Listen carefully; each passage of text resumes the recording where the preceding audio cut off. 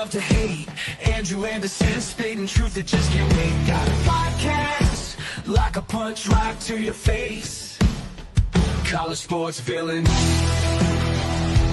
taking it over the place. I bring the facts whether you like it or not. Dropping truth bombs, giving it all I got. They call me a villain.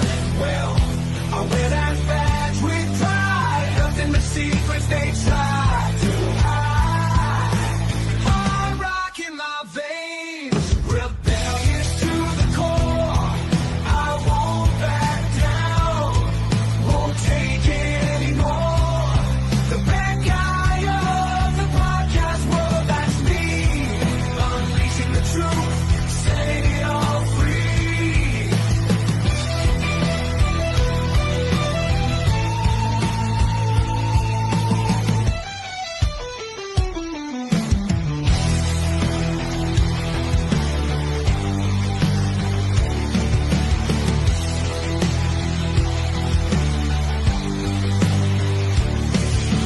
Unleashing the truth.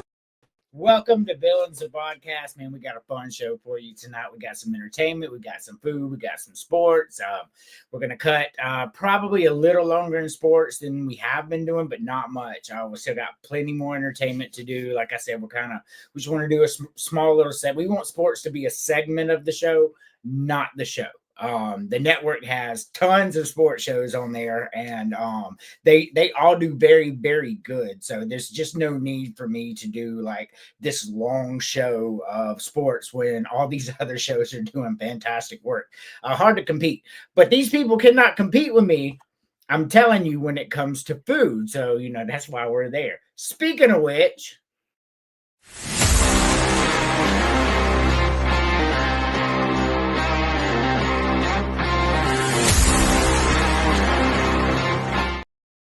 Chris. Did you say food? Yeah. Food. And let me think.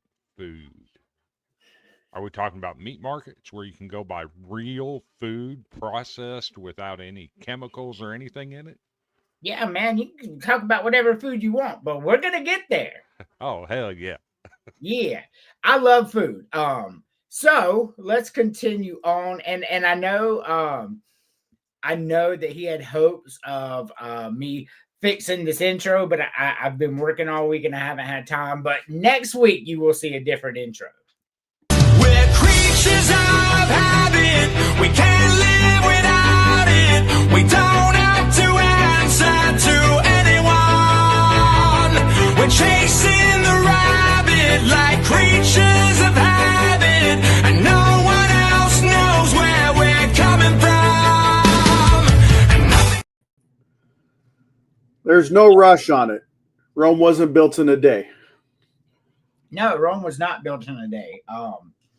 Rome is actually a very, very odd place. But, I love Roman history. But tonight we're only going to have us four. So, unless JT or somebody wants to come in.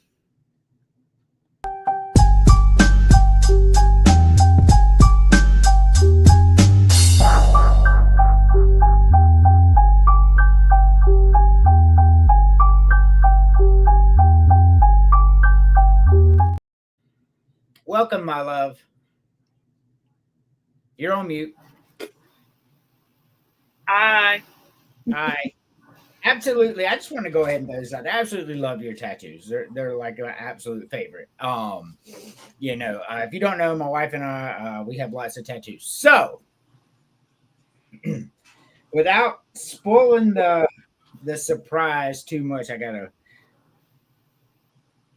somebody is back from the dead. But we'll get there.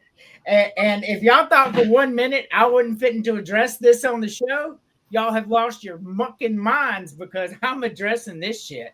But we'll get there. We will get there. So let's begin the show with FAFO. I don't know the backstory to this at all. You'll have to ask Chris.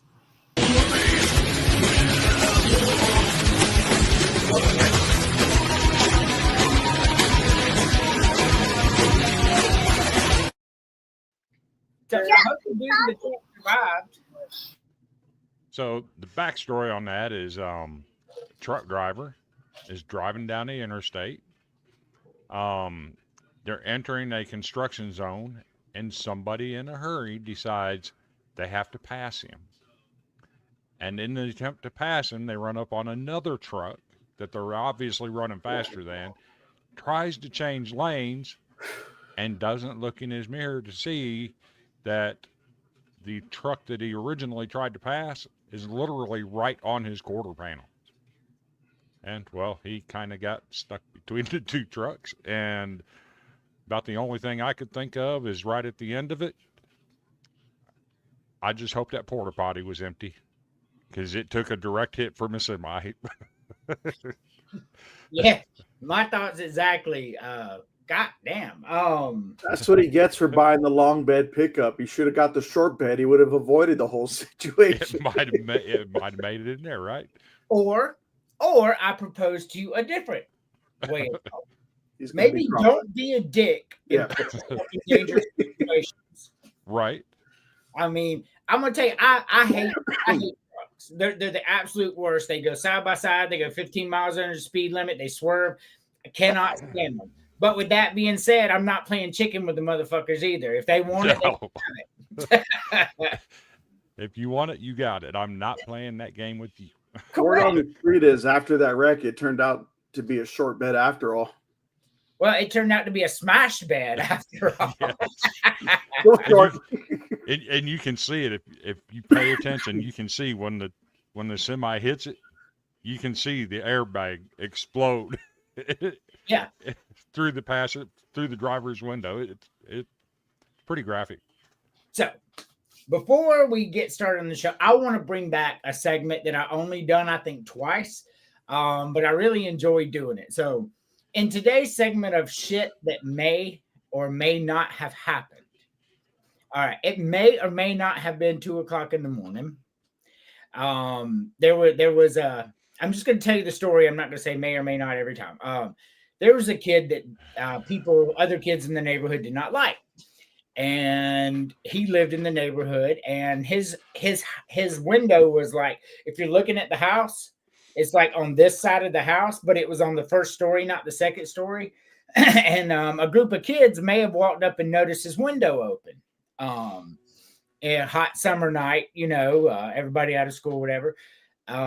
So then the kids go and get some fireworks, come back. And one of the kids gets under the window and acts like he's lighting the Roman candle under the guy's window. The kids are just laughing, right? This is hilarious, ha ha ha. Until the kid lit it, shot Roman candles into this kid's window at 2 a.m. This kid screaming, "Mommy!" I mean, I think all the kids were about 12, 13 years old at the time. So so the kids that did it gathered back at another place a little bit later, laughing at the kid. Like, you hear him screaming for his mommy. Now, before I go into the question that I present to you, imagine you at the age you are now, however old you are, the age you are now. You're sitting there in your house, 2 a.m, sleep, just nice breeze coming through, and all of a sudden, different colored flaming balls of hell come flying into your window. Would that not be scary? I mean, like that shit would be terrifying, would it not? Now imagine you're 12. So that's a scary situation. What's your thoughts on that, Chris? And do you believe this story was true or false? I'm going to say I think it was true. I'm not going to say who I think was involved or how they might have been involved, but I believe it's true. But being the kind of person that I am, if that were my child that the balls of hell were flying into, I'm going to go to my stash and start shooting more back out the window right back at them. You get what you put out. And if you're going to shoot my house with Roman candles, I'm shooting you with a Roman candle. It's only fair. I got you. Excellent. Emily, you don't have to say whether you believe this is true or not, because either I have told you already or I would have told you anyway. So what's your thoughts on this, though? I'm glad it wasn't my house. Right? The house did not burn down in said story, by the way. Terry. I mean, you're talking to a guy who, after his first deployment, used to wake up hearing the tones from Alarm Red, and I'm sure Chris remembers some of those tones. I do have a couple questions. The person in the room, said person, was it male or female in the room? Male, all males involved. Okay. Well, then that rules out as how Emily and Andrew met when Andrew was shooting the Roman candles into Emily's bedroom. So if I were to win a woman's heart by going to her house and shooting Roman candles in her window, and that's how we met, that's a problem for the woman. That's a bigger red flag than the man. But continue on. It is South Carolina, though. There might not have been much to do then for you. There's more to do than arson, but continue on. Yeah, that's true. But yeah, I'd probably use the same approach Chris would. Not the stuff I'd be firing. It's not going to be glowing. You just can see little sparks maybe coming from the window, and you better hope to God one of them doesn't hit you. So nobody got up by the time the kids got away in the story. So I just want to throw that out there. So I might have been able to get one or two because I'm a light sleeper and I react quickly. All right. So is the story true or false? I'm gonna say true. You're gonna say true. Emily, is this story true? Yes. So I just want to reiterate, I'm not the one with the fireworks or the one that lit it and shot it into the house. I just want to throw that out there. I was neither of those guys. So I suspected it was true and that you were the one in the bedroom that was screaming for mama. Oh, no. See, first of all, there's two problems with that. One, my bedroom was on the second story. So mom was looked over the backyard. Two, I am like Terry, and so in my room, by the time I was 9, I had a gun in my room. Now it was a rifle, and I was taught to use it properly, but it was there for defense, right? So, I mean, it would have been a major problem because a 12-year-old with the power of a gun, and now somebody's attacking him.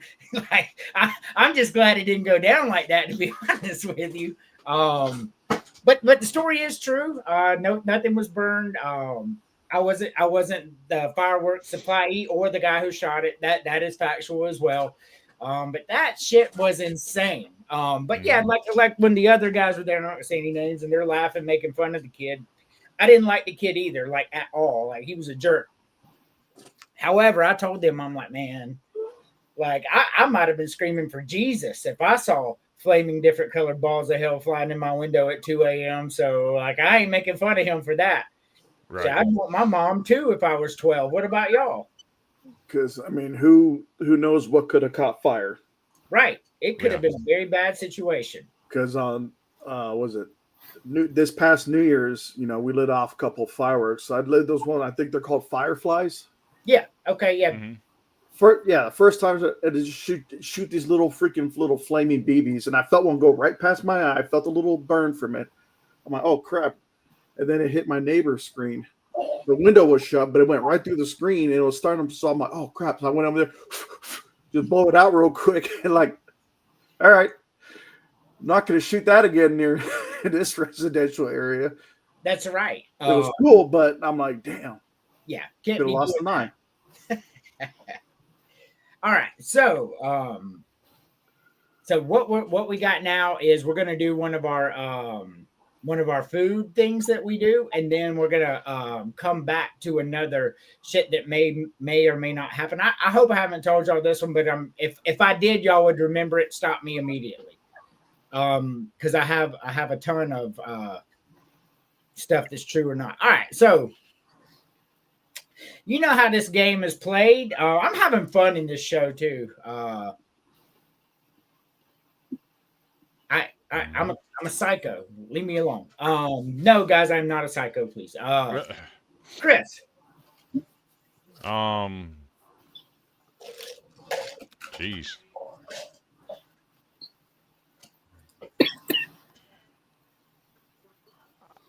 I think on this one, I'm gonna take the burger, the nachos,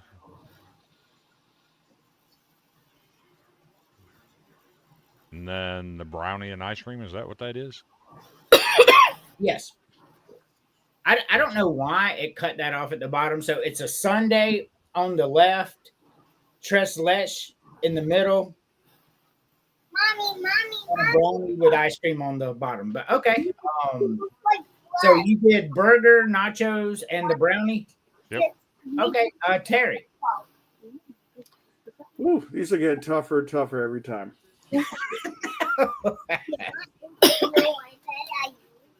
I'm going to go with the tacos, the nachos, and the tres leches cake in the middle.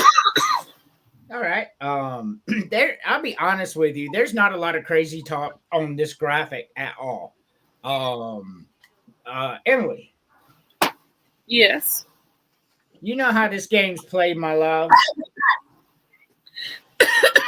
I'm going to go with tacos, nachos, and the sundae. Okay. No crazy talk there. I'm about to sneeze, so I'm trying not to sneeze. I'm gonna go. Gosh, I mean, this one's hard up top. Chicken sandwich and tacos, I love them both. I'm probably gonna go with the tacos on this one, just because I can customize it the way I want with guacamole, sour cream, pico, and all that. And I love that combination of flavor. So I'm going to go with tacos. I'm going to go with nachos too. Like, I mean, nachos is another thing you can make it your way. Like you cannot not like nachos because you created the nachos. So, nachos. And then I'm going to go with Chris here, man. I'm going to take the brownie and the sundae. That thing looks delicious. Definitely, I love sundaes, don't get me wrong, but I do really love brownies. Brownies are one of my favorite things, especially when they're hot and they're soft when you bite into them. You got a glass of milk, absolutely fantastic. But you know how this game is played. So it only gets harder this way, to be honest with you. A lot harder. Chris. So on this first row, it's not hard at all. Second row is not hard at all. I'm not a fan of white meat chicken. and 97.79327% of all chicken sandwiches Steiner math. are made with a chicken breast. I'm just not a fan. Sorry, I'm dumping the chicken sandwich. On the second row, this is a no-brainer. I'm not eating sweet potato fries. I'll eat sweet potato casserole on Thanksgiving, but I'm not eating a sweet potato fry. It's hard enough to get a good French fry at all. I can't imagine getting a good sweet potato fry. And on the bottom, just because I've never had it, I don't know what it is, I'm going to dump the middle one. Why? Alrighty. You should definitely try it. I will tell you that. Terry. Have them try what? The tres leches? Yes. All right. Well, I'll tell you what it is in a second, Chris, in case you don't know. Top row, I'm going to get rid of the burger. Because, I mean, the thing with burgers, a lot of them, the patties could be inconsistent as far as whether they're overcooked, undercooked, not seasoned. Yeah, I think you had better luck with, chicken sandwich. Stop kicking me. I'm pushing you. Stop pushing me. Oh, I thought she was adding me. But I'm getting rid of the regular fries. Because I haven't had too many bad sweet potato fries. I've had more bad regular fries. But with the sweet potato fry, especially if you had either pink salt or cracked black pepper to season it, kind of like balances off some of that sweetness. But seasoned or not, I'll still take them. Now the bottom row, I'm gonna get rid of the sundae, simply because if I'm gonna have to pick between that or the brownie with the ice cream, it's almost like a sundae on top of the brownie, so you're getting the best of both worlds there. Where the sundae's by itself, it's almost like basic. Now, the middle cake, Chris, you said you never had it? Yep. So tres leches means 3 milks. If you don't know. And what they do, they cook it with usually it's condensed milk, evaporated milk, and regular gallon milk. And it's not meant to be dry. You have to have it in almost like a brownie tray to keep in all the moisture. Once you cut into it, think of like a really juicy steak. All the milks are going to be coming out. There's going to be it's almost like they had it marinated in milk overnight, those 3 milks, and you put it out, put it in the oven, and it just tastes amazing. So if you ever go, say, I don't know if you have any Mexican markets closely nearby, but sometimes they'll sell stuff like that, and some will make them too moist, but the others will make them, almost like drenched. I mean, either way, I don't think you could go wrong. But I would say give it a chance because it's something to, explore for your taste buds' sake. All righty. Emily. So I would get rid of the burger, the sweet potato fries, and the one in the middle. I got you. Damn it. You must not have heard me. For me, I'm getting rid of the burger. Hold on, y'all. I will I'll get rid of the sweet potato fries and I'll get rid of the tres leches cake. I like it. I do. I like it. I really, really do. I was pouring out my heart and soul trying to describe it to you guys. But I don't like it better than ice cream. All right, we're going to take our commercial break right now. You're watching Villain Podcast only on the Villain Media Network.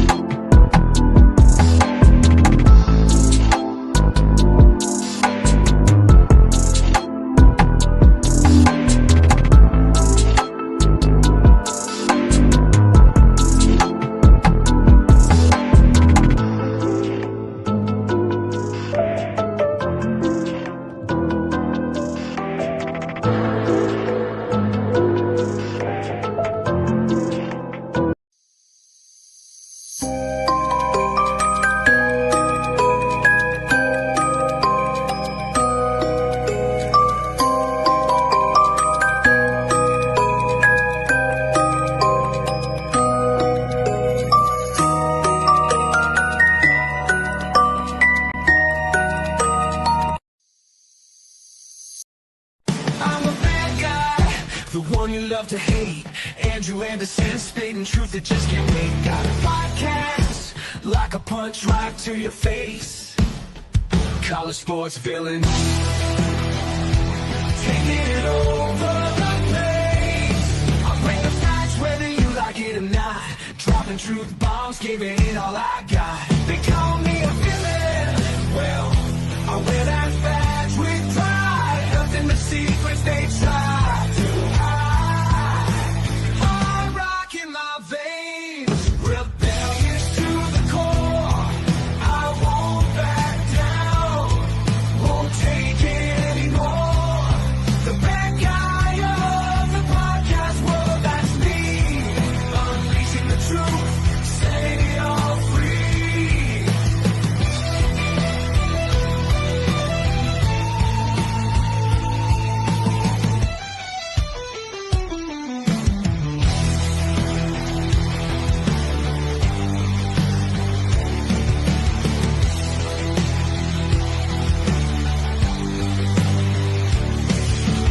Unleashing the truth. So, Chris, has X been messing up for you today? Well, not really. It's just not showing the comment on here. So, so X it's the app on my phone. I don't know about the computer. It's just slow. I mean, Yeah. like it takes like 45 seconds to load a page all day long. But we're doing well on X on the views. So everybody on X watching, thank you. 42 people watching right now. Appreciate that. Let's go ahead and move on. Okay, I figured out how to work it now. Did you? Uh-huh. Well, you have to open the show. Yeah. Yeah, you can't just comment on it. Yeah, Christmas stories. We get there in December. All right, Chris has already let the cat out of the bag. Emily already knew, so I'll go ahead and tell you before we go to the next segment. The whole month of December, which is going to be 4 weeks, is going to be Christmas-heavy stuff, y'all. Christmas music, Christmas movies, Christmas presents that you got as a kid. I have 1,000 subjects already written down. And you think you know more about Christmas than Andrew does? You are kidding yourself. If you think you love Christmas more than Andrew does, you are kidding yourself. So go ahead, Terry. I have a request. If you're going to put in a little Christmas playlist thing, can we keep Mariah Carey out of it? Because I've been hearing that since late August, early September, because they play that in the Philippines that early, and I've been hearing it since. So I will tell you, we are going to have your favorite Christmas music. I can promise you that there's a 99% chance I'm not bringing up Mariah Carey at all when it comes to Christmas music. Thank you. My brain needs a break. Thank you. Unless we do like worst Christmas music ever, and I don't think she's the worst. So, but she's either way. I'm not going to bring her up. That's what I can promise you. But we are going to have one episode that's all Christmas music. Your favorite Christmas music. What your favorite songs are, how you felt when you were a kid when you heard these. You know what I mean? It's going to be a fun time. So let's go on to the Christmas milk. Like Chris, you could just tell us, like you're on the show. I'm generating content. I'm generating interactions. Oh yeah, I'm with it though. But yeah, we definitely. If you don't know Andrew and you don't think Christmas food is going to be what's coming up in December, you've lost your mind. We've been doing food for like 9 months now, and Christmas food is my favorite food. So, Oh my God. Man, I have good memories. What's that? I have good memories of some of the Christmas food from relatives that are no longer here. Me too. But Yes. we'll get to that. That's December. Let's break this one down real quick. I just want you to pick one per row because I like the way that does better. And then we'll go to our next segment of shit that may or may not have been true. And then we're going to do some college football playoff talk, do some picks, and come back to the food. Chris, you know how this game's played? Top row. That's very simple. I'm taking a Cinnabon. Let me tell you, if you've never had Cinnabon, you have been abused in your life because Cinnabon is one of the greatest things you'll ever put in your mouth. It is slap your grandma's ass good. This is a PG show. Not. I know. I just like to throw it in there once in a while. Yeah, The not even second- close. I know. Yeah. This second row, this is absolutely zero contest in this. If you're not taking the Sbarro pizza, you've never been to a mall, because that's one of the greatest mall foods you can ever put in your mouth. And on the third row, very simple. Mrs. Fields and Lady Godiva, you're out of my price range. Sorry. Give me the Baskin Robbins. They've got 31 flavors. You'll never run out of choices in that store. Give me the Baskin Robbins.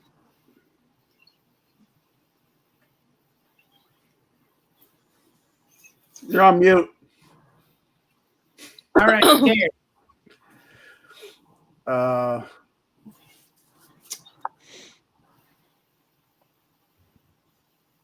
don't know if I've ever been to an Orange Julius. I've always seen, like, the malls I've been to, they always had, like, the girls with the freaking rainbow colored outfits. They're making the lemonade and stuff. You know what I'm talking about? Dippity dog, or whatever the hell it's called. Dippin' Dots. Huh? Dippin' Dots. No.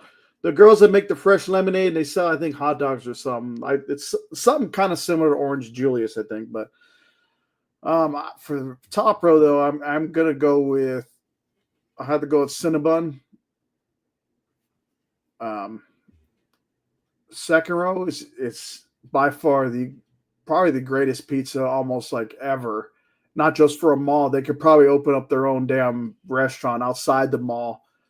You know, graduate to that, and I would still eat there. Bottom row. I would have to. Damn. Fat guy stuff. I'll probably end up going with Baskin Robbins too. If you're not in the mood for one flavor, you got 30 other flavors to choose from. And they got some pretty kick-ass ice cream cakes too. Emily, you're on mute. Emily.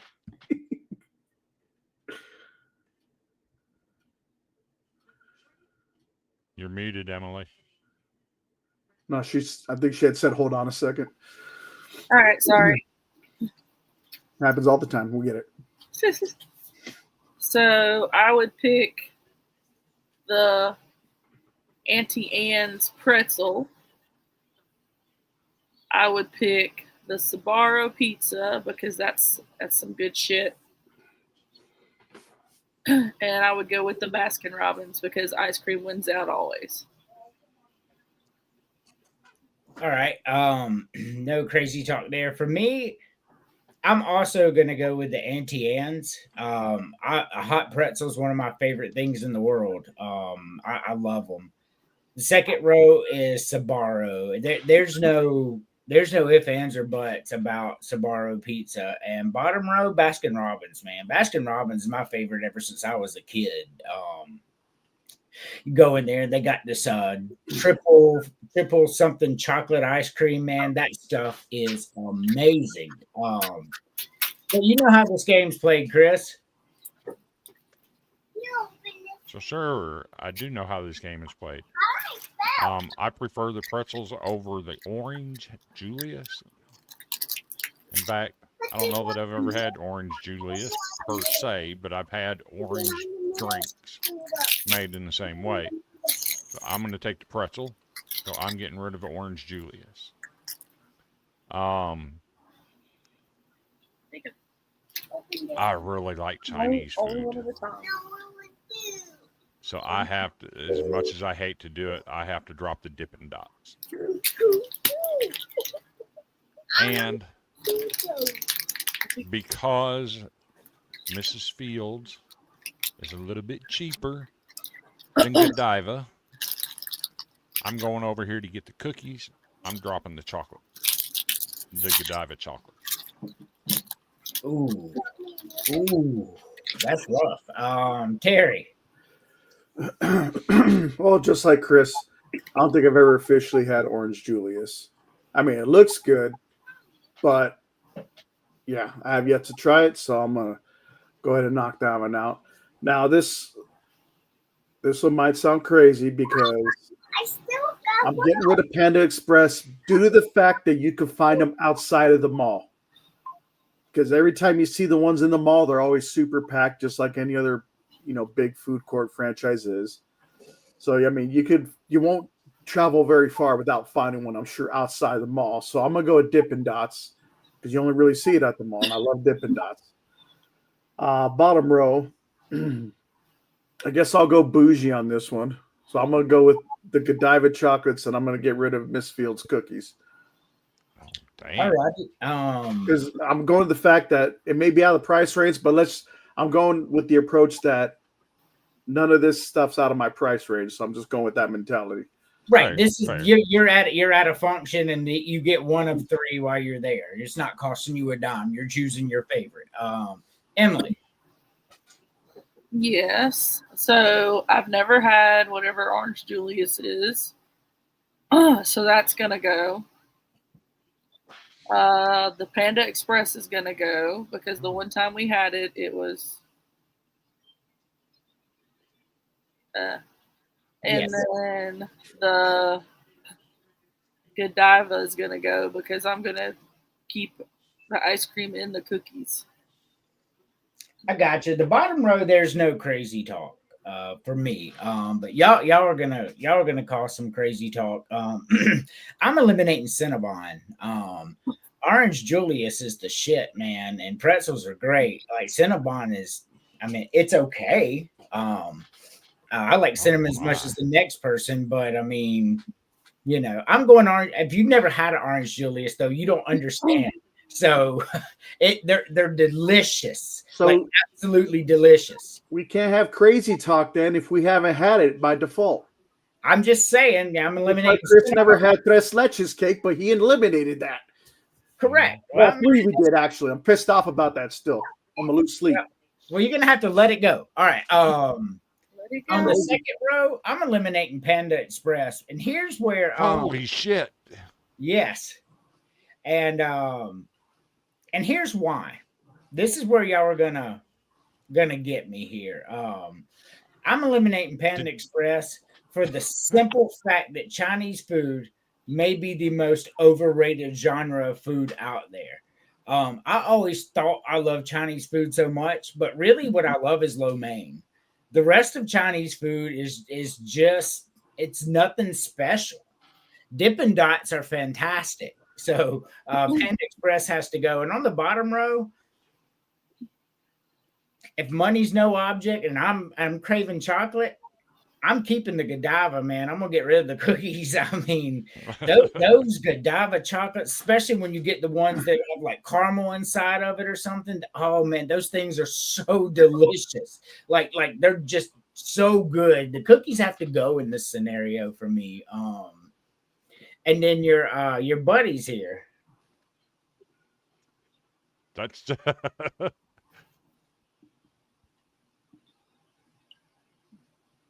I'm assuming that that's what I'm thinking. Is But that what I think it is?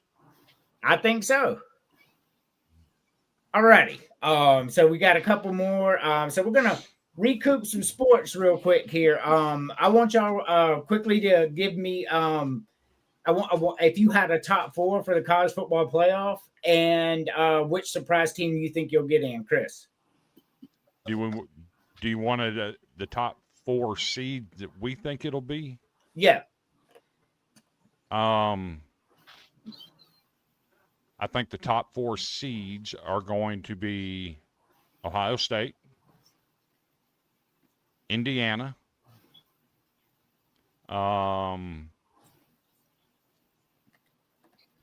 Texas A&M, and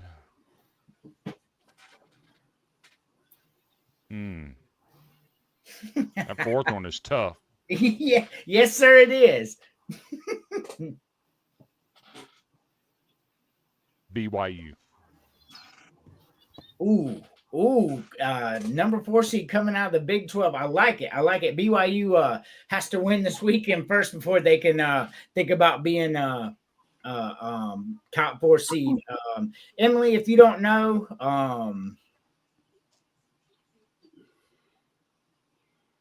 so Auburn's going to beat Vanderbilt now that Freeze is gone. Yeah, that's who you think it is. Who else could it be? Yes.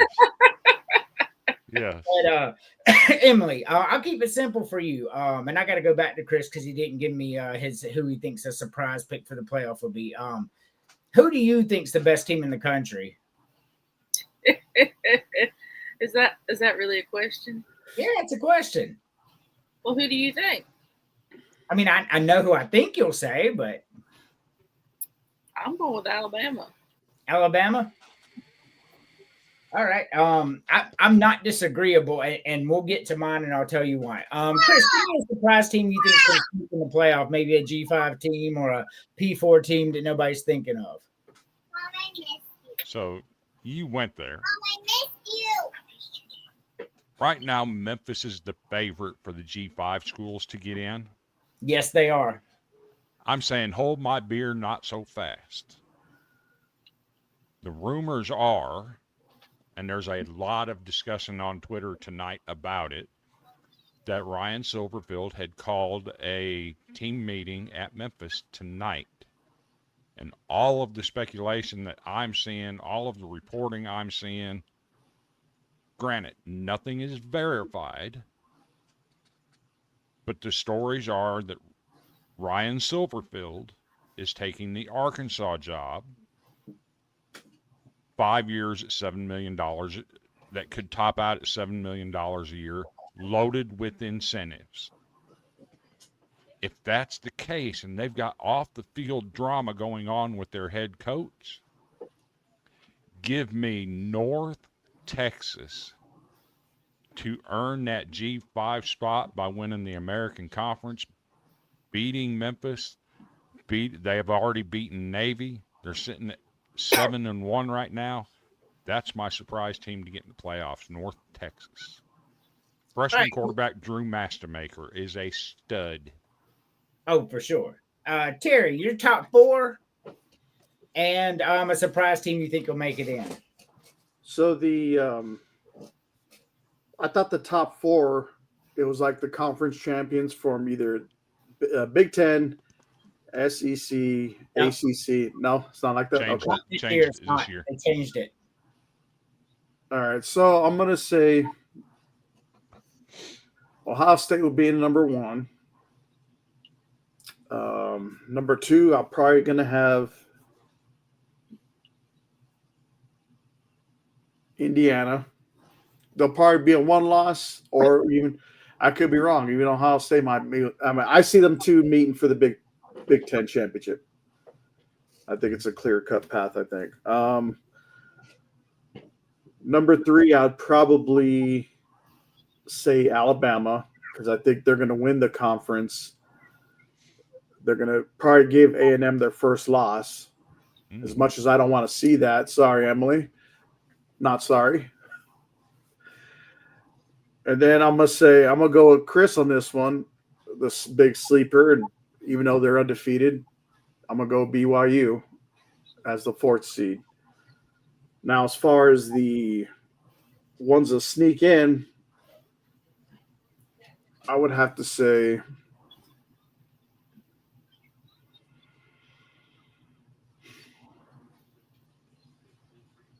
I would like to see North Texas, to be honest with you. And I could see it happening because I think they've surprised a lot of people this year, especially after, giving Navy their first loss. But, yeah, so I'm gonna go ahead and go with North Texas on this one. All right. So I'm going to get to my surprise pick. I'm gonna get to my surprise pick first before I do my top four because I want to talk about the top four at the end. My surprise pick is going to be Utah because when Texas Tech beats BYU, they both got another loss coming because that's just how the Big 12 is. Utah has got Baylor, Kansas State, and Kansas left. That's who they have left. And based on the theory that BYU and Texas Tech are going to catch another loss, I think what that does in that moment, I'm checking it right now. I just want to check my math. Be 7-2. Yes, so that's really everything's so close because like Cincinnati's up there, but if things line up right, you're gonna see 10-2 Utah, and if everybody else catches the same amount of losses, Utah is winning the tiebreaker. I was correct. That's what I'm saying. If everybody ends up with 2 losses, Utah goes in, and you could see that. Like, this is a strange college football season. How would they own the tiebreaker against BYU if BYU already beat them? Yeah, BYU and Texas Tech both beat them. But that's not how that works though, because the way that the metrics work is it's going to be a 6-way tie. You can't just go head to head. I mean, like, it doesn't work that way. There's some kind of point system that adds it all out. I don't know. That's on the conference formula or whatever. But for me, my top 4, Ohio State and Indiana are going to meet in the Big Ten championship game in one of the most dramatic clashes that you'll ever see. Both of them teams will be in no matter who wins. I promise you that. In the top 4, even, I believe. So I think even the one that loses in the conference championship game is still a top 4 seed. And because they lost to either 1 or 1, because they're 1-2 right now. So either way, whoever has that loss has a loss to the number 1 team in the country. They're not dropping out of the top 4. Number 3, I'm going to go Alabama. Texas A&M's got something coming. Like they do every year. I've seen this year in, year out. Texas A&M 7-0, Texas A&M 8-0. Next thing you know, they're 9-3. How many years in a row has we seen Texas A&M do that? And yes, they're very good, but every year we say, man, A&M's very good. I believe they got some losses coming. So for me, the difference on them this year is Mike Elko versus Jimbo Fisher. I'm not disagreeing that, but one could argue Jimbo had a natty. So it's not always scheme.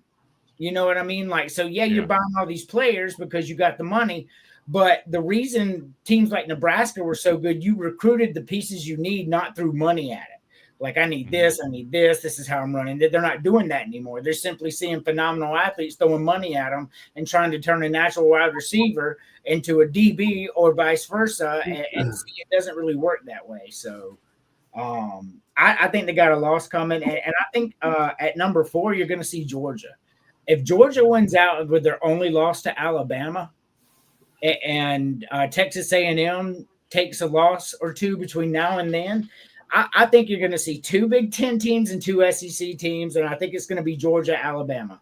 But if I were to pick the best of these teams, Alabama, man, what Alabama's done, and now they get a bye week, they had to go 5 straight weeks ranked, and then go on the road just to get a bye week. And you know what they did on that crazy list?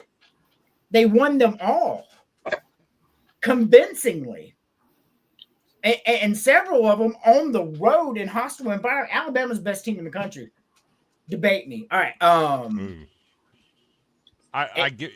I don't disagree with you on that. I think you saw some chinks in the armor when they went over to Columbia. I think they should have lost that game at South Carolina because he did step out of bounds. That touchdown should not have counted, which means if you call that correctly, what's to guarantee they even score the first touchdown to tie it? Correct. So that's my opinion on that. I think they should have lost to South Carolina. I think that showed some chinks in the armor. I also think and this is wild. I'm calling my upset special of the week, maybe even the upset special of the year. Georgia goes on the road this week at Mississippi State. And the whole thing on them all year has been they have to learn how to win the close games that they keep close. They end up losing at the end. They finally figured that out last week. They played everybody close, took Texas to overtime. I mean, they're a problem. I'm calling the upset special of the year. Mississippi State beats Georgia this week. So we're about to do our picks, but I'm just going to go ahead and throw this out there. Georgia ain't Arkansas.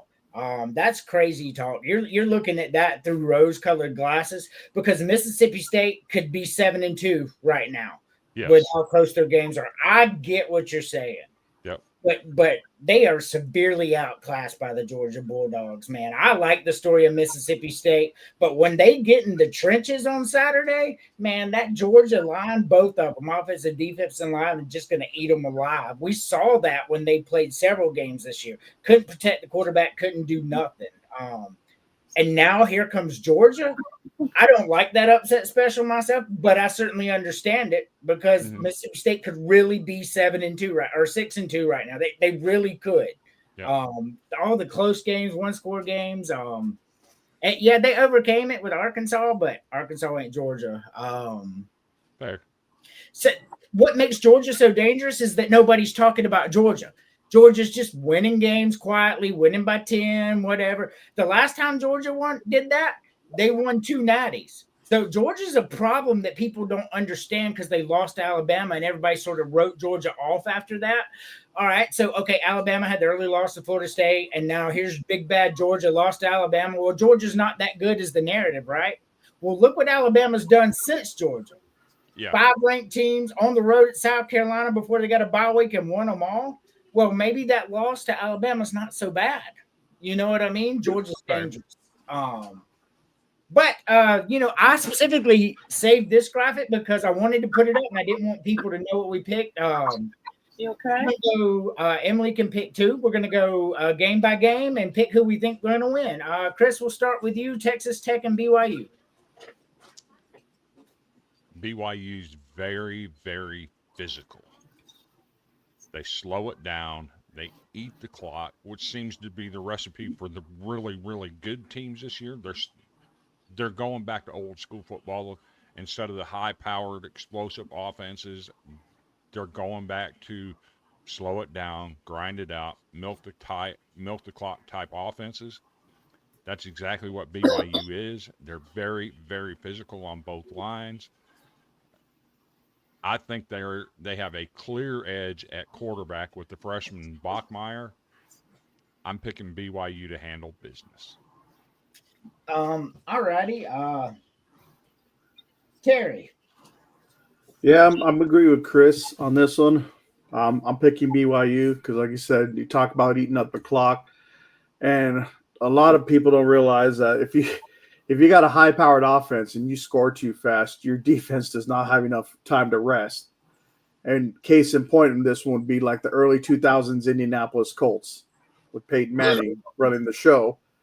They score a lot of points, and that was like their big strategy was outscore the opponent. Don't worry about the defense because the defense always seemed like they were out there quite a bit more than the offense was because they were scoring so much. So, I mean, they're giving their defense the rest they need to step up, and that's probably why leading to their success this year. I got you. So BYU's going to Texas Tech. They're going into Lubbock, right? Mm-hmm. One of the most underrated environments in college football. It really is. Love right? it. So let's look at BYU's impressive body of work. So they beat Portland State. Okay. Then they beat Stanford 27-3. Stanford may be the worst P4 team. I just want to throw that out there. Lost to Hawaii in week 1. They beat East Carolina 34-13. That's their most impressive win so far, wouldn't you say? Okay. And then they beat Colorado by 3. Colorado's been losing by 50 points to opponents. They beat them by 3. And then you got West Virginia, and you know West Virginia just ain't there yet. First year with Rich Rod, they're not a good football team. Then they beat Arizona in double overtime. Big bad Arizona took them to overtime, double overtime. And then they beat Utah by 3 because Utah committed 4 turnovers. Well, it sucks, but they won by 3. And then they beat Iowa State, which is their most impressive win this year. Would you disagree? I think going into Utah and beating them in their house and forcing 4 turnovers is their biggest. It was at win. BYU. It was at BYU, the game. I thought it was at Utah because they talked about fining Utah for BYU rushing the field. No, it was a home game for BYU. I just looked at the schedule. Yeah, that's what I thought. Yeah. But here it is. Here's why you might have saw that though, because it was at BYU. Because if you got a close state rivalry like that, kind of like Clemson, South Carolina is, you can go into a Clemson, South Carolina game in Clemson Stadium and be half garnet black, and you can go to a South Carolina Clemson game in South Carolina and the stadium's half orange. That may be why that happened, but it was played at BYU. Gotcha. Because anybody can just snatch tickets. You don't have to prove you're a fan of the home team to get those tickets. You don't. You just buy them. I know that well. Yeah, that's what I'm saying. So it's half and half, make no mistake. So home games with Clemson, South Carolina really aren't home games. They're neutral field because the fans are half and half. So you don't really get that home field advantage. But that's crazy talk. BYU is going to take an ass whooping this week. Y'all have lost your minds. They are about to lose by 24 points. They get exposed this week for the frauds that they are. Lucky frauds at that. But they may still win the Big 12 second game. This one is fun. LSU and Alabama, Chris. So I'm just going to tell you what I've seen out of LSU this year. I've seen their quarterback yelling at the offensive coordinator and the head coach on the sidelines. Very unhappy with the play calling and what they've been doing on the field. There's been so much dysfunction out of LSU this year between their players and their coaches. Well, guess what? Brian Kelly's gone. Joe Sloan is gone. They got rid of the problems that were creating the bad blood with the players, especially on the offensive side of the ball. A lot of times you see teams fire their coach and they come out with an inspired, fired coach bump is what they call it. With the amount of talent on that LSU roster, for those players to be satisfied and not unhappy anymore, and adding in the fired coach bump, I'm picking LSU to upset Alabama. Terry. I picked Alabama in this game, as much as I don't want them to win. But I don't think you're going to see the same result like when a team gets rid of their head coach and offensive coordinator, then pow, UCLA beats Penn State. I don't know if that's going to strike twice with this one, even though I know LSU is a very talented team. But then again, Alabama's a lot better than Penn State was. And it's in Tuscaloosa, right?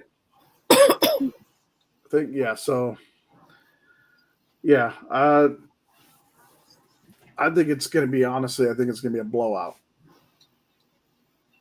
I got you. Alabama big. Chris, you chose Alabama on our graphic. I will update it. Yeah. Emily, who wins this game? Alabama. Exactly. All right. So Chris, I waited to tell you crazy talk Like that team is dysfunctional, bro. And not only is it dysfunctional, you've now cut off everything they've ever known about this football program. All that is out the window. It is just free for all.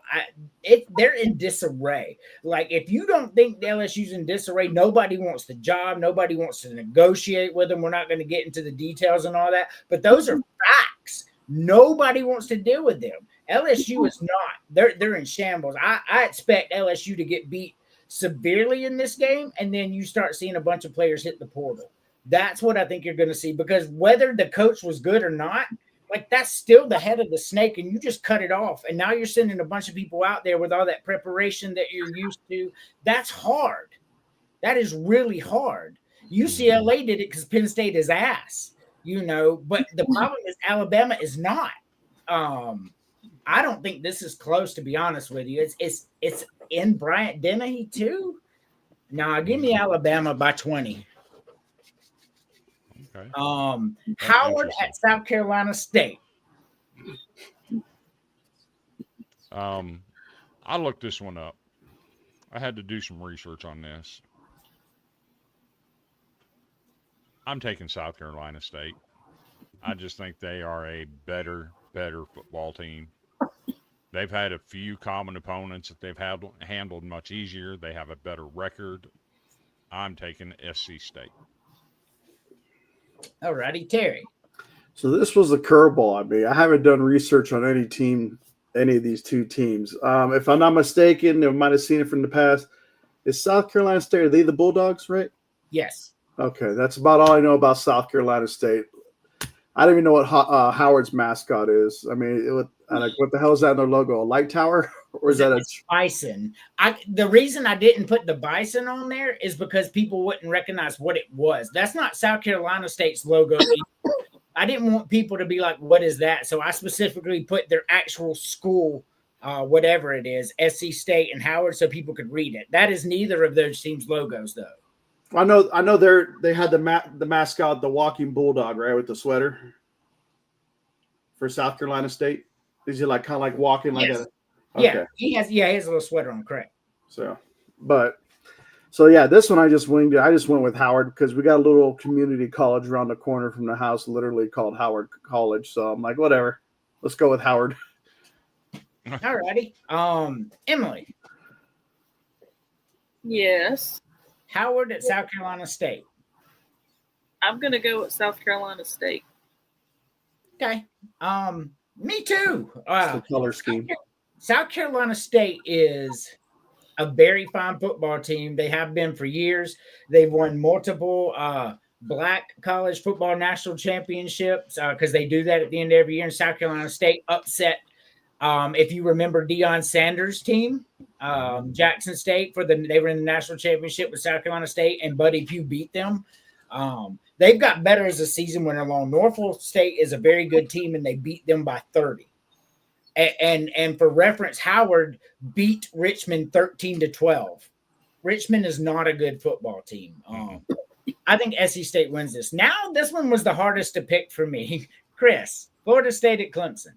Oh, this is one of the easiest ones for me. Clemson. A lot of drama off the field facing Dabo Swinney right now. They're down to a freshman quarterback. I think Florida State has a clear edge at quarterback. And I think they're just more functionable as a unit on offense than Clemson is right now. I got Florida State handling business. All right. Is that who you picked in our pick'em? I believe so. Okay. I thought you maybe not. Terry. I think this is going to be an ugly game. Honestly, probably going to be a lot of mistakes, sloppy play, turnovers. Because I think both teams are in distress right now. After we saw that, it seemed like FSU has never been the same since beating Alabama in week 1. And it's it almost seemed like it was the biggest false alarm, kind of like Penn State football.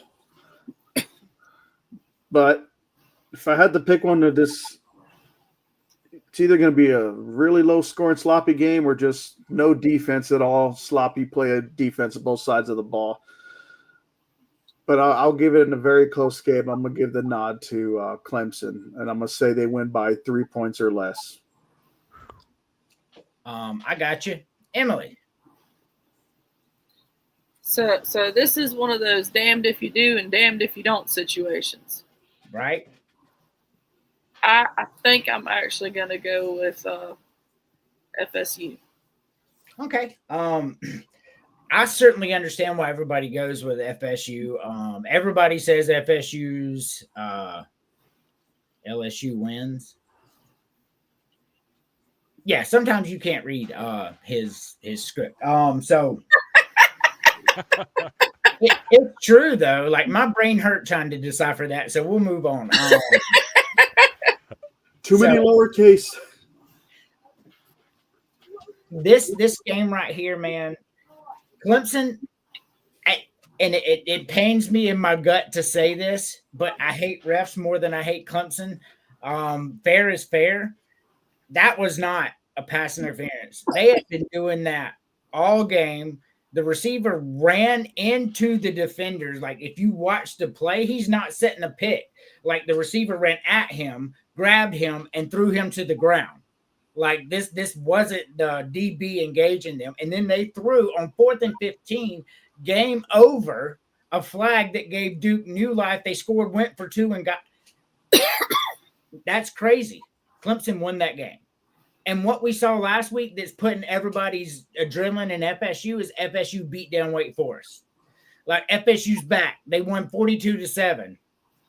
Okay, well, Clemson put up 38 points or whatever it was, something like that, 45 points on Duke. Duke has a better defense than Florida State. But Clemson's got a better defense than Wake Forest. Clear-cut, Clemson wins this game to me. Florida State's in disarray. So that's how I feel. And for the last game, and then we'll get back to the food, Iowa and Oregon. I know the popularity of picking against a West Coast team that travels east. The problem with that this week in this game, it's not the 11 a.m. start that a lot of West Coast teams have faced. It's a 2:30 in the afternoon game. I think that helps Oregon. I don't think Iowa has enough speed on the rush ends to force everything back into the middle.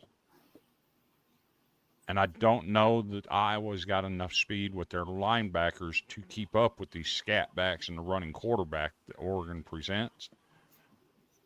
I've actually picked Oregon to win this game 27-13. All righty. Terry. I think the bright point for Iowa is going to come after the first quarter when everyone, including Oregon's, going to be waving at the Children's Hospital. So with that being said, I got Oregon winning in convincing fashion this one. I know Brad said people sleeping on Iowa. So I returned fire and said, well, Iowa's sleeping on Iowa, so it don't really matter. Then, I got Oregon in this one. So another thing about that, and this ties to the playoffs, right? So currently Iowa and Michigan are in, third and fourth or fourth and fifth place in the Big Ten right now, with both having one loss in the Big Ten, but they both have 2 losses overall. I don't see a single 3-loss team getting into the college football playoffs this year. So I think this is the game that eliminates. Of course, Michigan still has to lose another one, but I believe the Big Ten only gets 3 teams in the playoffs because they're not going to take a team with 3 losses. And this is the elimination game for Iowa. All right. Emily. Yes. Oregon at Iowa. Ooh, I'm going to go with Oregon. All right. I agree. Oregon wins this game. you're not going to see explosive 52-point Oregon. So if that's what you're expecting to see, you're not. Iowa's defense is that good. I was to see before the season, but after I watched them 3-4 games in, that defense is as good as anybody in the Big Ten. Simply, Oregon's not going to score a lot of points. So I see this at around like 24-10, because Iowa struggles to score when they play good defense, and Oregon, surprisingly enough, has a good defense. Like they're very, very capable out there. So Iowa scores 10, Oregon scores 20. Like that's what I got. It's a low scoring affair. But let's go to the entertainment portion because I still got a couple of food. We still got time in here. All right. I don't know if y'all are Star Trek nerds or not. I'm going to post this one after I add my logo to it. Which series was the best, Chris? Give me the Star Trek original series, followed closely by Star Trek Voyager. So there is, but there's no crazy talk to it because these are my favorite 4 of all of them. So that's why they're in here. Terry, what about you? I was never a Trekkie, but like when I wanted to watch TV, unfortunately, I was forced to watch Star Trek Next Generation. My brother was a Trekkie. If I want to watch any kind of sports, and I couldn't argue with him because there was like an 8 year difference. He was in high school wrestling. I was a twiggy 8-year-old. He was a heavyweight. I was bone weight. So,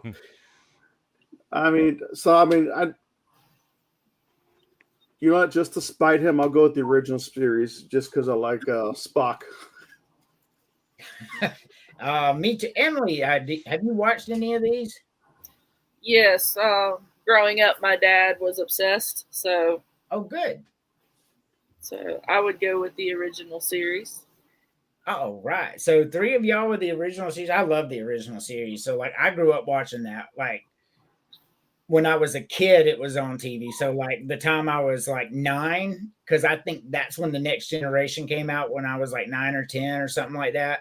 So I got to watch all the original Star Wars first. So that's really cool. The original series is awesome, but Next Generation is just better. Like I love the original series, but the Next Generation, they did a much better job. Picard's a much better captain and leader than Kirk was. I mean, the whole show was written better. It's just my opinion. The Next Generation is my favorite. I actually have the original series at 3 behind Voyager as well. Voyager's my second favorite, and then the original series, and then Deep Space Nine. Voyager was a fantastic. If you haven't watched that, you're missing out. That was really good series. So we got some time. Have I told you the story of the flaming dog poo? Seems like I've heard that. Have you? I'm pretty sure I have. Okay, so I can't use that one. I haven't. Use your imagination. Gosh, I hate that you've heard that one. I have so many. Do the bridge one. The beer? Yeah. All right, so that's a good one. So probably about, gosh, I wasn't driving yet, and I got my license at 14. So we're talking probably 1994. That's how long ago this was. We were in a jacked up hoopty. I'm sure y'all understand that those technical terms. My brother had a car, and he had a buddy, and I'm riding with him, and we're down in this hypothetical situation. I'll go ahead and put myself, my brother, and his friend in it. We're down at my granddaddy's fishing, so they go and stop, and they go get a beer. Because my brother's friend Stevie was old enough. So they're drinking beer. This big King Cobra. You remember how big those bottles were? So that's what they're drinking. They're passing. So they do it. So then we get up to the road where the road goes over Interstate 85. Like it's just a bridge that goes over an interstate, right? And so they take the beer, they stop on the bridge and fling it into the interstate. where it hits the nicest Jaguar I've ever seen in my life. Because as it hit, of course, they pulled over as we're taking off. Beautiful car in my imagination, or not. Right? And then we take off and go fishing at my granddaddy's. Chris, what's your thoughts on this? And is this true or not? I know you too well. That's true. And if you want to add some flair to the end of the story, I'm sure when you guys got done fishing at your grandfather's house and showed up at home, there may have been some blue lights somewhere in the vicinity, and there may or may not have been some serious ass whippings for the alleged conduct. No, absolutely not. This was 1994. There were no cameras on interstate overpasses.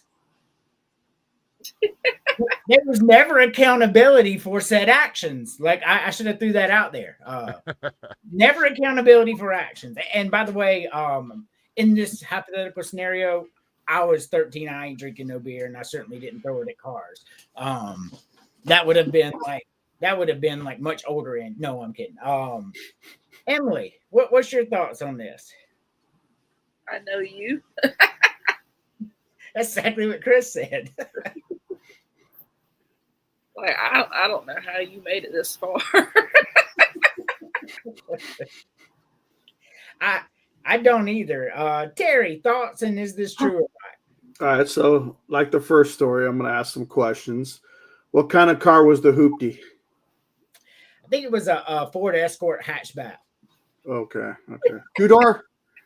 Yeah, two-door for sure. Two-door, okay. Those were actually Power blue. Nice. I could envision the nostalgia 90s color right now in those Fords. Those are actually decent cars for rally racing, by the way. The snow, if you fix them right. But when I'm imagining the bridge, I'm guessing the town wasn't very big, so it wasn't like, like a full-on wall. It's probably just like guardrails, simple guardrails. Yes, simple concrete guardrails, nothing fancy. Yeah. So like the car was probably visible. Then the owner of the Jaguar, hey, I know that freaking Ford Escort. Let me go right to their house with the cops. So with that said, there may not have been an ass whooping for you because you probably weren't the one who threw the bottle. Unless your brother pissed you off enough to where his drinking caused you to throw it out. You're like, hey, you know what? You drink my milkshake, you little shit. I'm going to throw out your freaking King Cobra 40, I assume. Yes, 40. Because that's the only way to drink a King Cobra is in a 40-ounce bottle. I think that's all they sell it in, to be honest with you. I think the smallest it might go is a deuce. So do you think the story's true or not? Oh, yeah.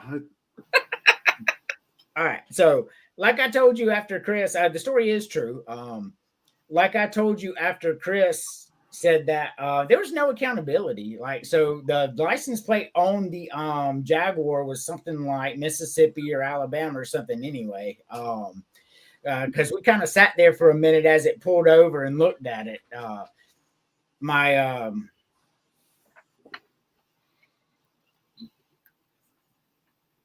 Oh yeah, now we getting robobots. Oh, nice.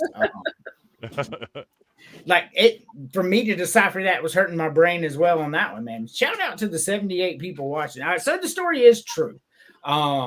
My brother's buddy who went to prison a few years after for an extended period of time, or was in prison before that. Like, I'm not gonna give you any names. He was in prison, I think, before this incident. Like, but whenever I was around him, he was a nice guy. I don't know what the hell he did when I wasn't around. Right. So no, we went fishing my granddaddy's and went home like normal. All right. We're doing good on time. We should get all 5 of them in. Chris, this one's really hard for me. I don't know about y'all, but I'm a big fat ass when it comes to candy.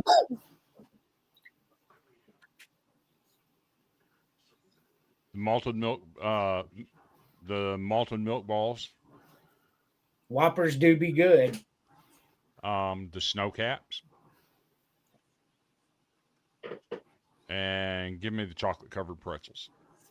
All right, so I just want to throw this out there for y'all. There's nothing on here I would not eat. I'll be honest with you. Not a thing on here I wouldn't eat. So no crazy talk. Maybe one. Go ahead, Terry. Well, there is gonna be crazy talk because I do not like Whoppers. I like them at Burger King, but not the candy. So you could probably guess which one I'm gonna eliminate. I'm gonna pick. Played Terry. You don't eliminate on your first statement. Yeah. Just to let you know, let's get it out there right now. It's kind of like when we know Emily's gonna pick Alabama in the Alabama game. It's that easy. Yeah, Daddy, I got you. So, but I'm gonna take the PB cups. At least I'm consistent. That's I know, right. and we like that about you. Definitely. Don't ever change. I'm taking the peanut butter cups. I'm taking peanut M&Ms, and I will take the chocolate covered cherries, but it has to be reversed. The chocolate has to cover the cherry. I don't know why it seems like the chocolate's on the inside. So yeah, it is reverse. See, that's why they put that cut there, but people wouldn't know it was a cherry with the graphic. Yeah. So anyway, chocolate covered cherry the normal way. Yeah. All right, Emily. So I would keep the peanut butter cups, the peanut M&Ms, and if I have to pick something on the bottom, it would be the pretzels. But like I've never had a chocolate covered pretzel, so I don't know how they taste. Oh my they're God. absolutely amazing. I can't You can believe do- that. You can do it with you can do it with the chocolate bark or the white almond bark, and get the white covered pretzels. Oh, absolutely amazing. So the white almond is actually vanilla, not chocolate, and Yeah. it's actually very fucking good. Like you get the bag that has the regular chocolate and the white chocolate mixed in. It's called Duos, I think. Oh my God, those things are great. No crazy talk here. We found your car at the impound lot.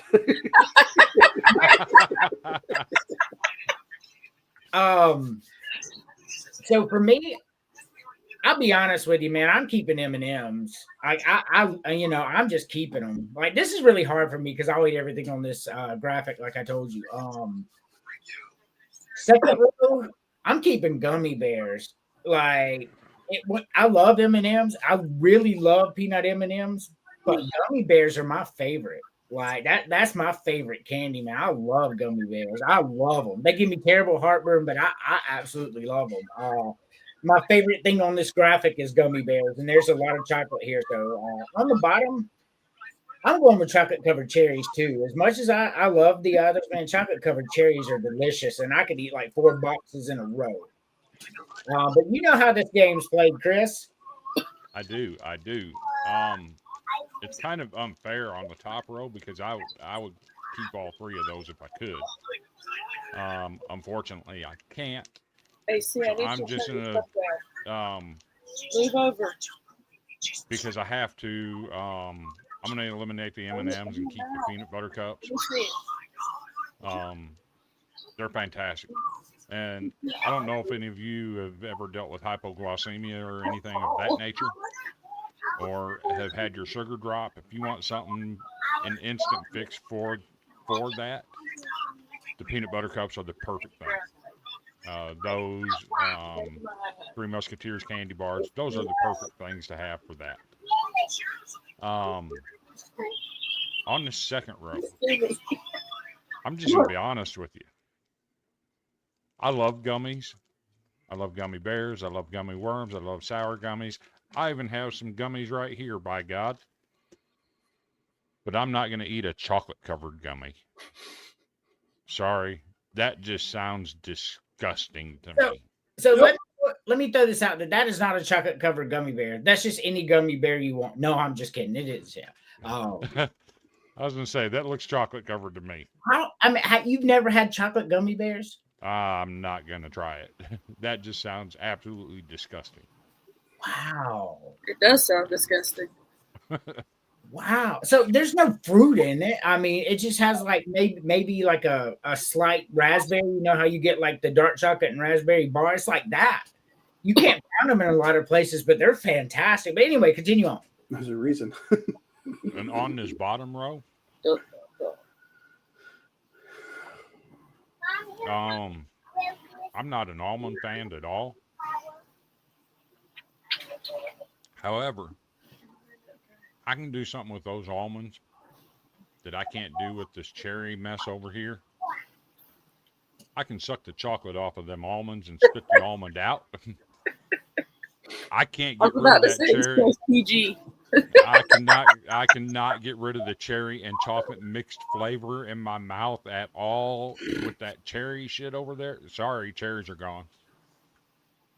That's crazy talk. You managed to get a crazy talk out of me on a chocolate. Oh, let's cherry. get the chocolate off. the show's rating is now NC-17. Chris took it there.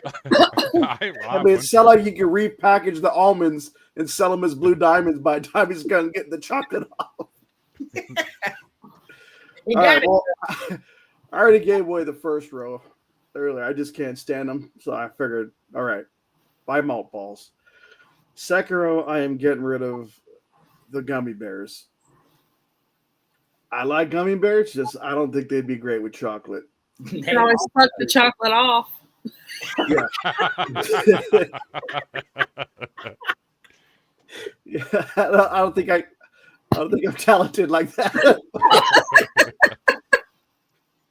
I mean, we're Yes, I took it there.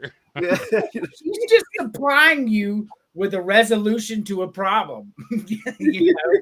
But third row. I'm probably gonna get rid of one. I mean, it was a tough choice between almonds and pretzels.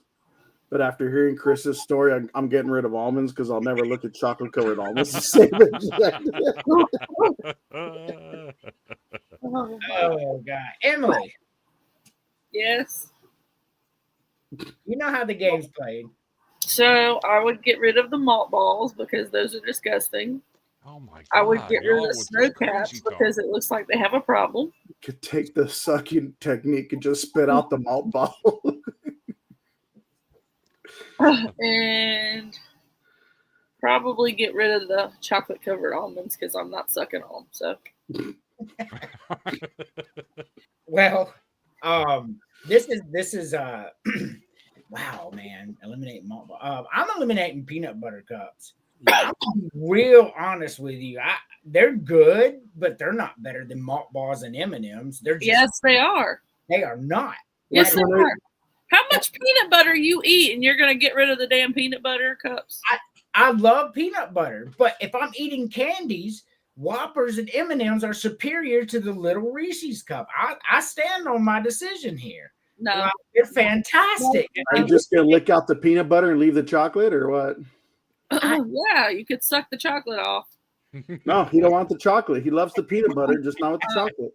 Just stick a straw through a hole. He's gonna be like he's licking an envelope, getting that peanut butter out. Look, I can just take a spoonful of peanut butter if I want peanut butter. Is that better? Second row, I love snow caps, but yeah, for sure. I love snow caps.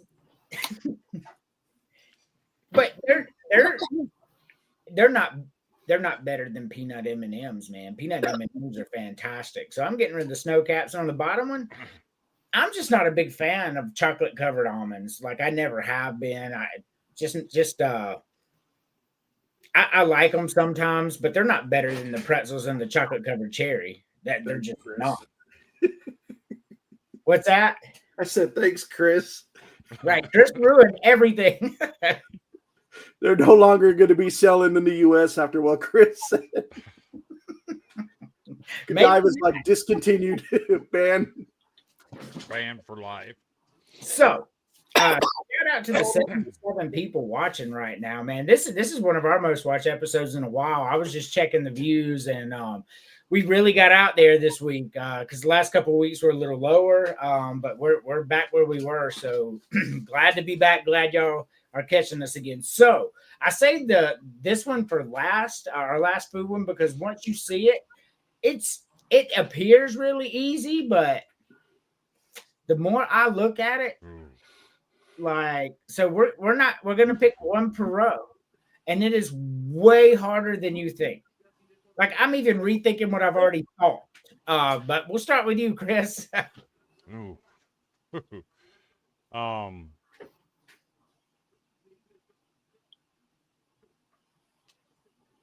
Straight down the middle, 2, 5, and 8. Okay. I would just once again like to point out that I would eat everything on this graphic before we get started. There's nothing here I wouldn't eat. All those are really good. I can't argue. Terry. First row, I'm gonna go chicken cordon bleu. Second row, I mean this was a hard one between 5 and 6. So, but give me the slight edge to jerk chicken. And thank you, Emily. All right, so bottom row, give me chicken shawarma because I love like that Mediterranean, like the pita little tacos thing that you see with the gyros and everything, and that's something along the same lines. So give me chicken shawarma. Alrighty. Emily. Yes. Your turn. So what's that in the bowl? Which bowl? The top one. When I look, I don't know what it is, but when I look at it, it kind of looks like dumplings. It's I can see it a little better on my. I think it's like a stew that you put over. I think it's like an Indian food. Yeah, it's an Indian food, yes. But it's like, think of like beef stew, but I think you put over like rice, but it's like a chicken stew with probably like curry or something like that. Okay, well, I guess on the top I would have to pick the fried chicken, but you'll just have to eat the chicken's like crusty layer for me, husband. Yes, I love it. I'm Googling it right now. Yeah, that's kind of what I thought it was. It's in a spicy tomato based sauce. It's not made with curry. It's actually a British food. Oh well, hell, I might pick that then. And it was originated in Britain, created by 2 Bangladesh chefs, which would bring the origins back to India. But it is a British food, and now it's a global favorite. It's a spicy tomato glaze marinade over grilled chicken pieces. So it sounds fantastic, to be honest. They're all hot and bothered over here. Right? I think I might try that. So which one are you picking? The one in the bowl that I can't pronounce. Yeah, it sounds good. No crazy talk. Tikka masala. And then for the next one, I would pick the chicken parmesan as long as I get to make it. And then I would get the chicken, whatever that thing is, in the wrap. Shawarma. Yes. Okay. For me, this one was really hard between 1 and 2. I love chicken cordon bleu, but fried chicken's my favorite food. I can't even trip on myself trying to convince myself. No, I'm going fried chicken on this one. It's my favorite. Second row, chicken parmesan all day long, especially the way Emily makes it. Like it's just, I love it, man. And General Tso's chicken is overrated Chinese food, like I was talking about earlier. Jerk chicken. Jerk is not my flavor either. I think it's overrated as well. And on the bottom row, I'm going with the shawarma too, man. I had a gyro today, bro. I have one from Arby's. That I love those things. We need a place like that out here. Oh yeah, for sure. Chris, eliminate. We don't even have an Arby's. Oh, that's rough. I know. I'm gonna eliminate this bowl of stuff over here. It just doesn't look appealing to me. Love me some fried chicken. It looks better in the Googled picture. I will tell you that. Matter of fact, I'm probably gonna have me some chicken for supper tomorrow night. More than likely. Give me the General Tso's chicken. I'm tongue tied. Give me the General's chicken. It's damn good. I'll take that over chicken parm all the time. And down here on the bottom, give me the kebab. I'm keeping it. I'm throwing away the swarm. So yeah, I'm getting rid of 3, 4, and 7. Okay. Ooh. So that's crazy talk. I don't know in what world General Tso's chicken's better than chicken parmesan. I mean, to each their own, though. And a chicken kebab is better than a chicken shawarma. Part of it is I get indigestion from having an ulcer with too much tomato sauce. So that's why I would go with the General's chicken. I love tomato sauce. Terry. Well, I haven't. All right. I'm not a big fan as much. I mean, I eat it. I'll have it like once in a while, but I'm not a big fan of fried chicken, let's say, as you are. So I would get rid of the fried chicken. That's crazy. That's crazy. This dude said get rid of fried chicken. That's as crazy as sucking chocolate off of almonds, man. Let's not go there. Get your nuts off there. That's just crazy. I never had Emily's chicken parm, but like it seems like that one, if the quality of chicken is not good, because I don't think I've ever had a good chicken parm yet to this day. They seem to try to disguise it with either too much sauce or too much cheese to where you can't even see the damn chicken itself. So, and I like General Tso's, not from Panda Express. There's this place in Abilene. Like whenever we go there, like just for a day drive, so 90 miles. But like to me, this Chinese restaurant is worth the drive. It's probably like the best one I've had, and it's just a big place. It's like an open kitchen, so you can see them cooking everything inside the kitchen. And yeah, that one will probably change your opinion on some of the dishes. But so I'm gonna get rid of chicken parm just to the fact that a lot of them use too much sauce or too much cheese. The bottom row, however, I've never been a fan of orange chicken, no matter how much times I've tried it from Panda Express. I think that one is severely overrated, no matter where you go. So I'm going to get rid of orange chicken. Did you say the words too much cheese? Eat a fish. Yeah, I probably should just kept it at sauce. Oh, man. Too much sauce. Okay, I can deal with the cheese. It's too much sauce. Yeah, I could. Yeah, cheese, man. I could just eat it. Forgive me, Father, for I have sinned.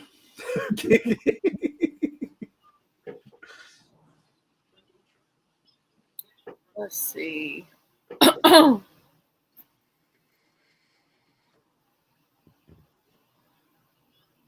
So I would get rid of the chicken, whatever blue crap. I'm gonna mess up. What, Nothing. Continue. boy? Recipes.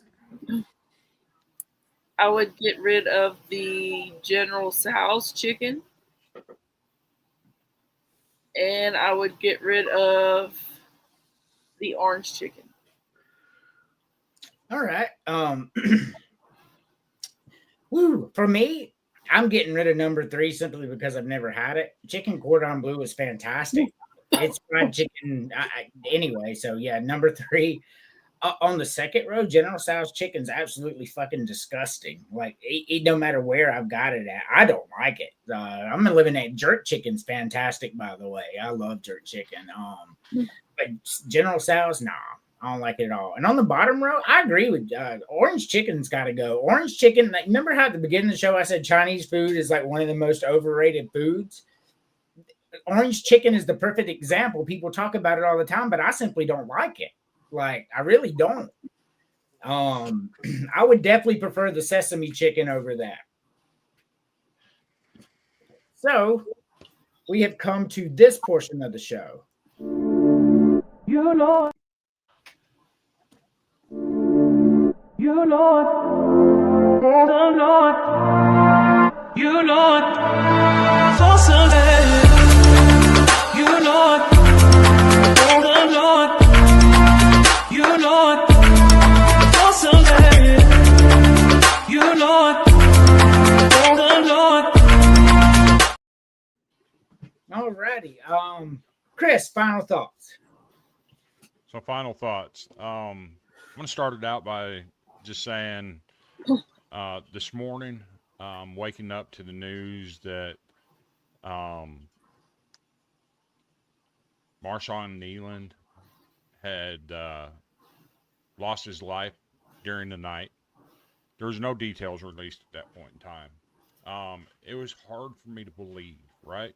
Because we just saw this young man having the time of his life, scoring a touchdown, the age of 24, on Monday Night Football for the Dallas Cowboys. The young man was having the time of his life. But as the day went on and the details came out about what happened and how it went down, his family had made a call to the police that they needed to do a welfare check on him. Apparently, he had texted his family some things. In the end, he took his own life. So my final thought tonight is, when you're having a mental health breakdown, reach out to somebody for help. I'm going to share the Suicide Crisis Lifeline. It's 988. In 2022, or since July 2022, over 16.3 million people have contacted the Suicide Crisis Line. 88% of those callers in crisis reported that one phone call stopped them from dying by suicide. The average wait time is only 21 seconds. You're not waiting long to get it, to talk to somebody. And here's the sobering part about all this. Suicide is the number 2 leading cause of death for people, all people, between the ages of 10 and 34.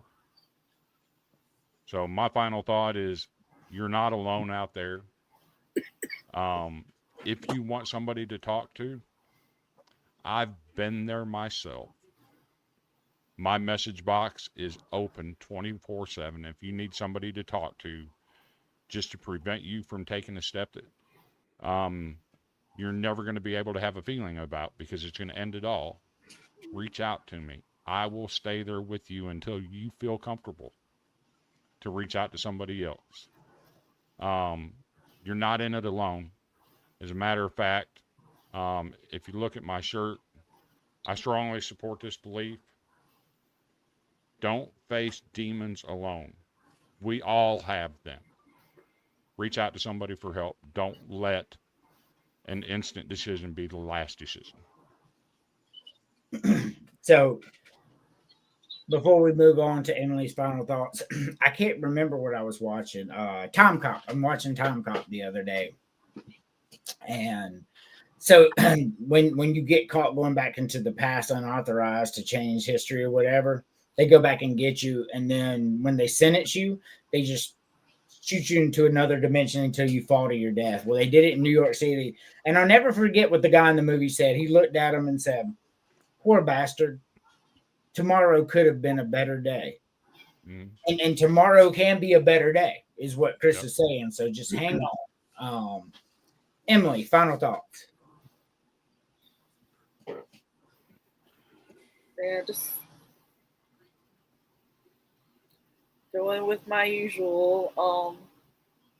Like, everybody out there has something that you can't see. Whether it's facing something, fears, other mental health issues. Just sometimes give them a break. Like, life's hard enough as it is. Why make it harder? Mm-hmm. And that's fair. So that's called being kind. And it's really super free, and it makes you feel better. I'm just being honest with you. Terry, final thoughts. Well, first, Chris, thank you for posting that, because that was a disturbing age range. Yeah. 10 years old. I mean, that's how old my son is, you know? Mhm. So it's, yeah, that's just crazy. Well, hopefully, as you guys, I mean, I've said it before, and I don't try to do it every show. I try to, keep stuff different. Well, hopefully there's some promises, or not promising outlook, that hopefully I'll be back to work sometime next week. I've been out since October 1st, and reality sits in when you see a couple paychecks where it's reading zeros on your money line and then zeros on the vacation line and everything. And because, I already have plans this summer, and who knows if I'm going to be able to even do them. We'll see. But I'm just hoping that everyone else that's in the same boat as me is doing okay. I know, like I said, some of you guys, I know some that were worse off than me. I'm not bad, but I'm also not great. So it's kind of like, it could swing either direction. But hopefully, all you guys just stay strong. Hopefully this will all be done soon. We can get back to work, go back to talking shit and making fun of each other like we used to do to kill the day at the place we didn't want to be. But now, like, we want to go back just to do that. So, yeah, that's my final thought. All righty. This certainly became a very sombering final thought from you three. I blame Emily. You blame Emily. Oops. So none of this is coordinated. Like, we didn't practice none of it. Just kind of went in that direction. But for me, I'm going to talk about what I always talk about. My Lord and Savior Jesus Christ, because I'm telling you, like, that's the way. When you start having them thoughts, and negative thoughts aren't always suicidal thoughts, but if you let a boil fester, eventually it's going to burst into bigger things. So why that's important. So during all the things that I've had to battle with in my life, when I finally, when the Holy Ghost finally found me, my life changed. Like, you have no idea how much better it came. Like, I couldn't wait to get up. I hate sleeping now because I just want to do stuff all the time. Like, sleeping gets in my way of eating life and being thankful. Does that make sense? Like, I'm so thankful. I'm so thankful for my wife. I'm so thankful for my kids. I'm so thankful for my parents, my job, everything. So I just, like, it's life changing. Like, you can do what you want to do. Whatever you have to do to get help is acceptable. Anything is better than killing yourself. That's what we're saying here. There are many paths to get there, but for me, that was the one. But like I said, I thank y'all for being here tonight. That was a fun show. I really like the segments of Is This True? I'm gonna have to, like, do some not true ones soon, or else you're just gonna get. So I have thought of a few, but anyway, as always, thank you for being here, Villains of Podcast. Good show. We will see you next Thursday. We will not see you next Thursday. That's what I meant to say. We will not have a show next Thursday unless you guys want to run Villains the Podcast, and that would be great. We're taking our son out for his birthday dinner, right? Mm-hmm. Yeah, we're taking so I mean, if y'all want to do it, I would be grateful, but I'm not going to ask because I know time is precious. So if y'all can run Villains next Thursday, that would be awesome. Anyway, as always, thank you for watching Villains the Podcast only on the Villain Media Network, and as always, Matthew 24:13. The danger.